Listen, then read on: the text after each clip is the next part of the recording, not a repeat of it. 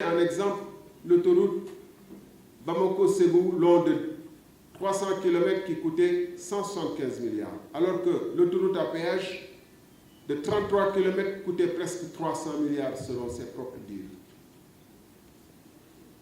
Alors, dès qu'on arrive au pouvoir, le Premier ministre et le ministre de l'époque, Morgan, des infrastructures, veulent lancer un appel d'offres.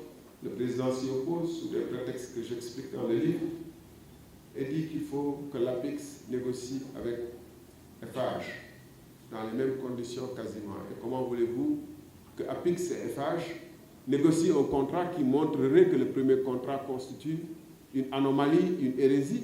Ils vont refaire la même chose, les mêmes causes, les mêmes effets.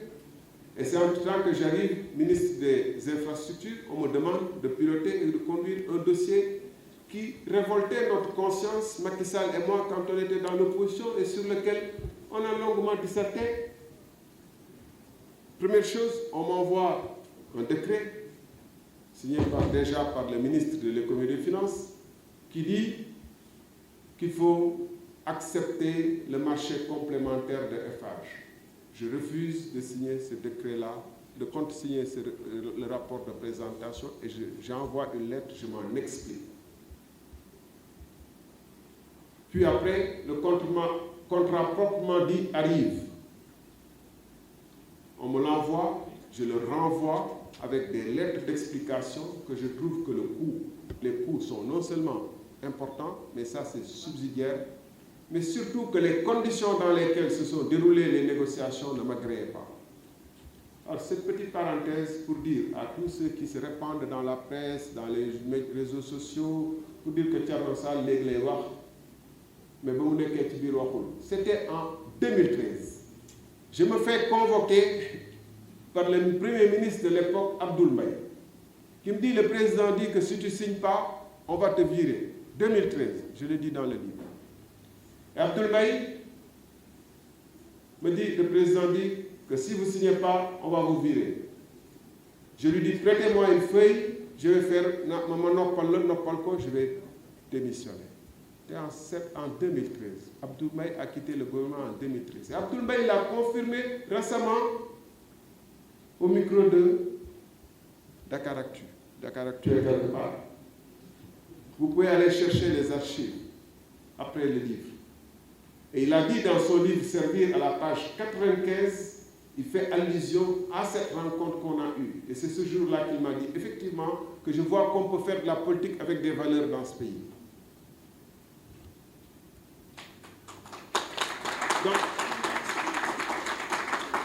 et je pense qu'après la sortie du livre, c'est l'une des voix autorisées qui a fait un témoignage. On reviendra sur l'autre voix.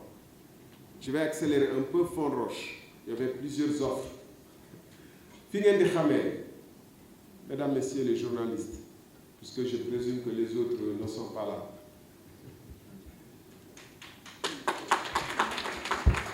Fi ngeen di xamee, pourquoi ce pays ne se lèvera jamais si ce sont ces gens-là qui continuent à nous diriger, qui s'appellent Macky Sall et tous ceux qui sont avec lui dans le gouvernement et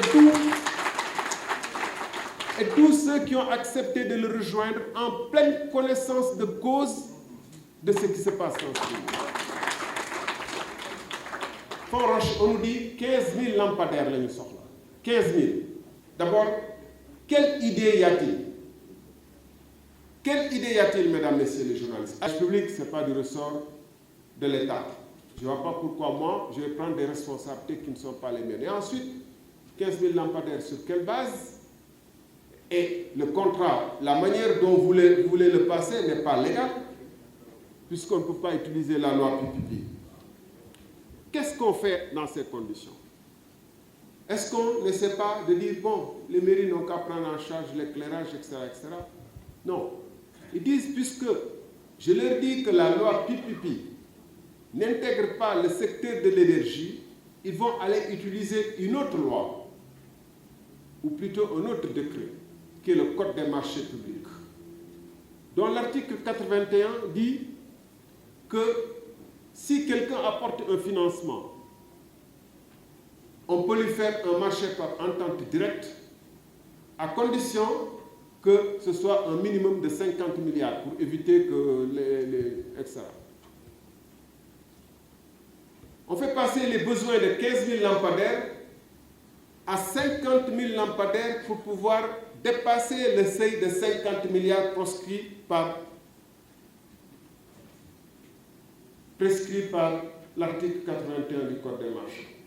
Ça veut dire quoi? Ça veut dire qu'il n'y a aucune étude sérieuse qui dit combien de lampes on a besoin. On a juste besoin de faire un marché pour aider quelques-uns. Comment peut-on passer de 15 000 à 50 000 comme ça?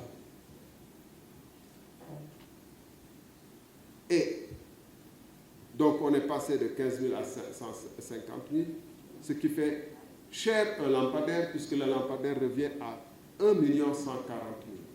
Et que la plupart des choses qui sont dans ce lampadaire-là peuvent être fabriquées ici. Les tôles là, les câbleries sénégalaises ne peuvent pas le faire. Est-ce qu'on a besoin de 50 000 lampadaires et de même lampadaires? Ce qui prouve d'ailleurs le crime économique réalisé à cette occasion, c'est ce que vous voyez ici. Vous traversez la route, vous allez chez moi, la route qui est à côté de Hyundai, là, l'angle. Vous voyez, lampadaire public connecté au réseau, lampadaire solaire à côté à moins d'1 mètre. Ce sont les photos que j'ai prises de la terrasse de chez moi. Et sur toute la rue, c'est comme ça. Vous allez à Guédiawaye, vous voyez des lampadaires installés, à peine installés, et auto commence à Et Macky Sall, qui n'avait pas le droit de faire ce marché, parce qu'il y avait 4 entreprises, moi j'ai mis à côté. Les gens sont venus parler.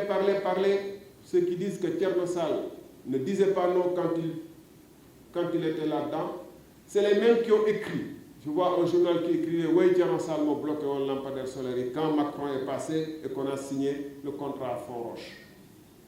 C'est les mêmes qui disent que Thierno Sall ne disait rien quand il était à l'intérieur. Ce marché, je l'avais bloqué. Et il a été octroyé à une entreprise qui faisait 2000, qui n'a jamais fait plus de 2000 lampadaires et qui est passé à 50 000 lampadaires, ce qui lui a donné le droit d'être cité sur une grande chaîne télévision française pour dire que c'est le plus grand marché du siècle en matière de lampadaires et que leurs emplois vont croître. Voilà comment les emplois désertent le Sénégal pour aller dans d'autres pays. Et voilà pourquoi nos enfants aussi désertent le Sénégal pour aller dans des embarcations.